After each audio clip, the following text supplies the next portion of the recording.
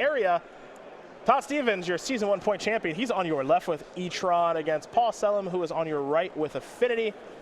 Players will shake, good sportsmanship. Starts off round number 3, and we are underway.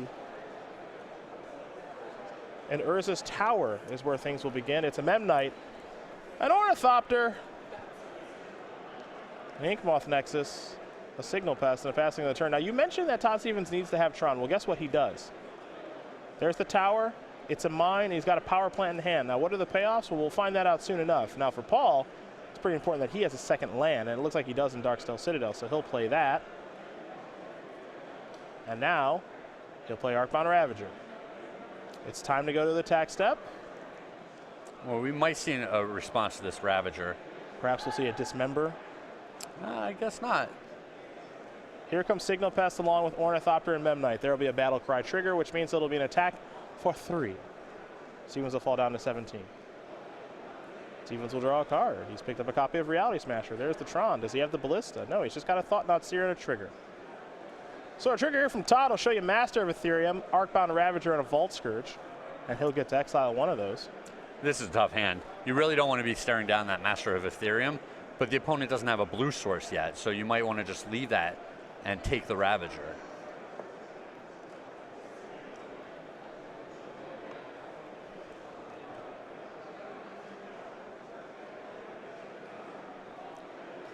You're a big fan of naming decks the right way. Yeah. How do you feel about the Affinity deck name? Totally fine with it. Yeah? There are some deck names that you just can't change. I feel like you're only fine with it because it's just already established. That's correct. Can't change it. It'd be like picking a battle about Death and Taxes and Legacy, which I've entertained the idea of. But I've decided... You want to just call it mono white? Or I would like to call it something really, really disparaging to make people upset. But I've decided against that. You're like, the most honest representation of this deck is calling it Plains. I just want to call it something just horrible. But instead, I just leave it Death and Taxes so I don't have to have that battle. Well, it's fine. It is all white cards. You could call it plain vanilla. Yeah, just vanilla control or something. Because it's actually, it's not even an aggressive deck, it's a control deck. It is, but it's often not a very successful control deck. I just won a Grand Prix, and it just won the Invitational. That's true, and you just had a great run with it. I really did really well with it in Atlanta. Yeah. I really did. Which is one of the reasons you're so high on it right now. That's correct. It's definitely my favorite deck. Reality Smasher going to come across here. Paul down to 13. He lost the Master of Ethereum from the Thought-Knot Seer, which is hanging back on defense, and now he's going to serve in with all his pals. This is where things get a little bit more difficult for Todd Stevens. Now it looks like Thought-Knot Seer might have some interest in blocking Arcbound Ravager. But we'll see where he wants to put his 4/4, and now that confirms it. Yeah, Todd really wants to get this Ravager off of the board so that he can more successfully use his Dismember. So just going to let the block happen. Now keep in mind, Signal Pest here is going to Battle Cry. So it's going to be an attack for 2/4. It looks like 6/7, but we'll see where life totals do shake out here in just a moment. And Paul didn't get greedy there. He didn't make any mistakes. He didn't try to move in on the Ravager, and he didn't try to pile a bunch of tokens on top of his Ornithopter or anything. Just a very conservative play. He's going to stay wide here, and I like it. I like staying wide so long as he's able to get enough damage to shorten this game. You know, he doesn't want to get taken by surprise and lose to something. Now, he is being very careful to play around Dismember.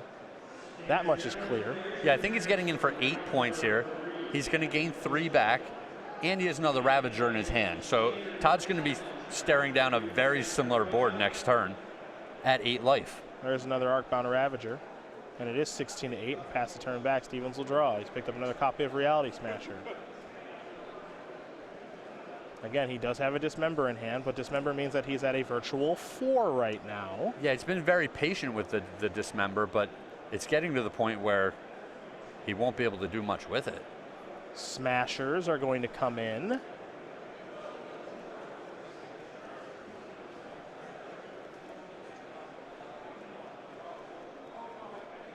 And this is him definitely trying to steal a game that he has no business winning. Maybe we'll see Arcbound Ravager do some blocking or stuff like that, where he is definitely trying to make it so that Paul makes a mistake here. Yes. And this is what you have to do. You know, if you're in Todd's position, you say, what is the line that I can take where if my opponent makes a mistake, I can potentially win? Yep. It's a Matter Reshaper, it's a Ghost Quarter, and a passing of the turns. We head back over to Paul. Paul did not block either one of those Reality Smashers, so he's going to fall down to 6. Limber Void the draw. He puts that land on the battlefield right away. And now here come all the Knuckleheads once again. Signal Pest will trigger Battle Cry. And if Todd Stevens simply blocks Ravager. I mean, there's only 2 creatures that he can block, right? A Ravager and a Memnite? And a Memnite, yeah. So he would take 3, 4, 5, 6. That's what it looks like to me right now. I think he's going to live through this turn. I think it's going to be tough. So he sacks here. Yeah.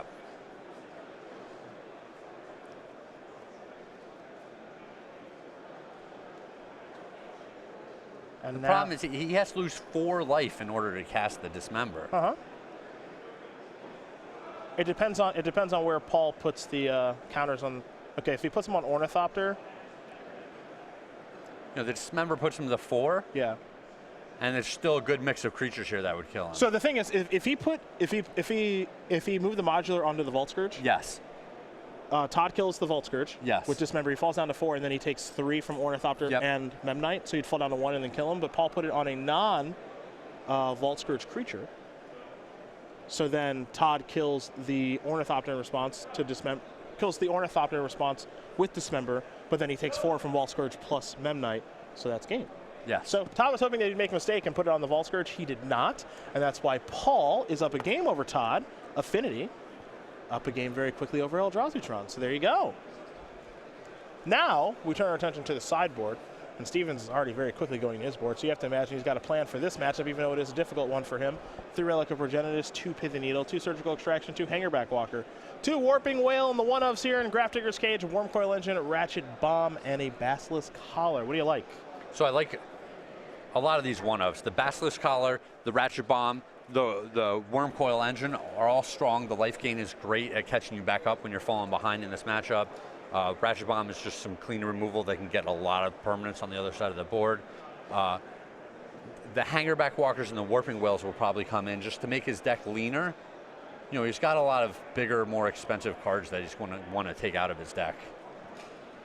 On the other side of things here for Paul, he's got 4 Etched Champions, card that's great against Death Shadow, but very poor in this matchup. So better off that they're in the sideboard here this weekend thus far for Paul.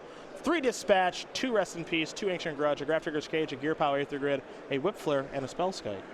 I got to say, I like seeing that Paul has these Etched Champions in his sideboard. It's not one of the more exciting cards in your main deck. The metagame really has to shape up properly for that card to shine in the main deck.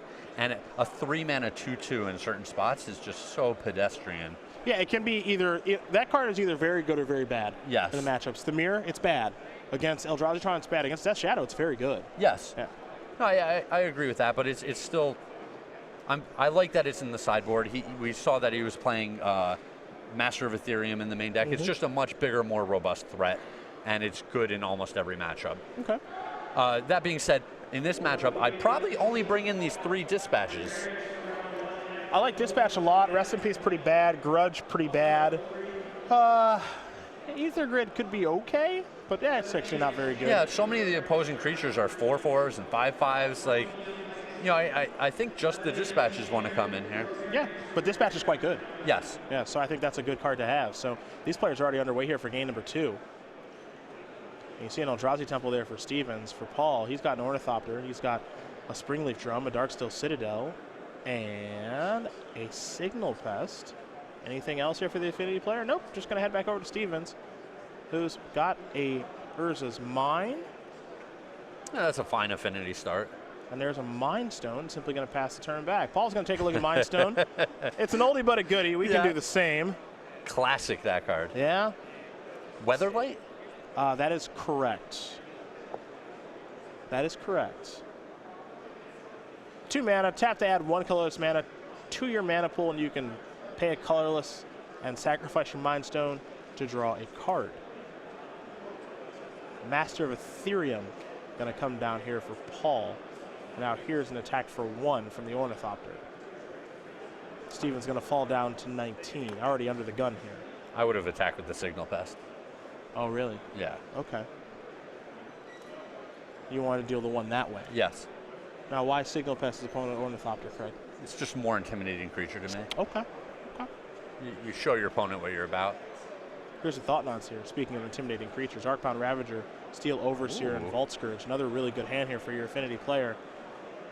And Arcbound Ravager is going to bite the dust right away. So we're going to head back over to Paul. He'll draw a card. He's picked up a Cranial Plating. That's another really good Magic card. I like casting that one. Yeah, the rich get richer here, They sure do.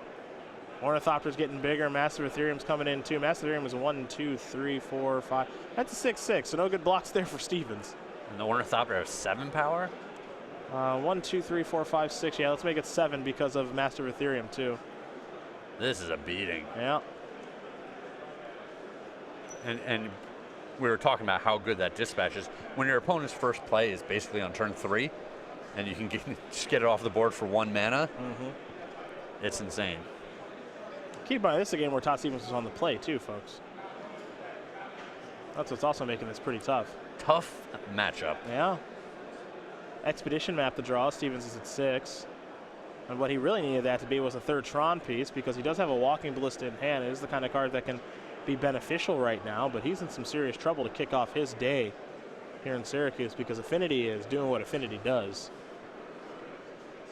It's got some stinkers that make it work, like Ornithopter, Signal Pest, and Springleaf Drum, but it's Haymakers and Plating, Master, Steel Overseer, Ravager. Yeah, I mean, you call those cards stinkers, but they're the glue that keeps the deck together. Absolutely.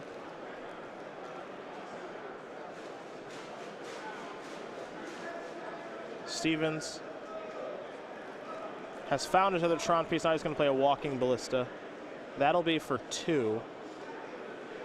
Well, that doesn't appear to do too much on this battlefield here, Craig, as now here comes Thought Knots here. Feel a little frisky. All right.